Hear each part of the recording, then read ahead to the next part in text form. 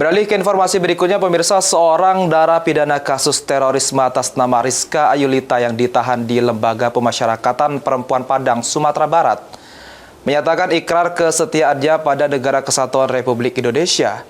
Ayulita sebelumnya ditangkap tim Densus 88 anti teror tahun 2023 lalu karena dinilai terlibat dalam kelompok Jamaah Ansarud Daulah.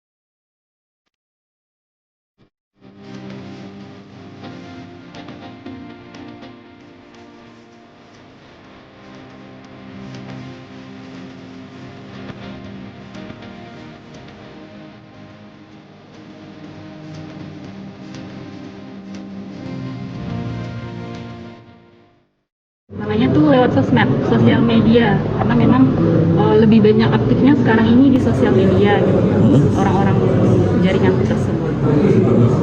Apa yang mendorong kembali ke menyadarkan? Oh ya, saya menyadari gitu, ternyata selama ini apa yang saya pelajari itu banyak yang keliru seperti itu.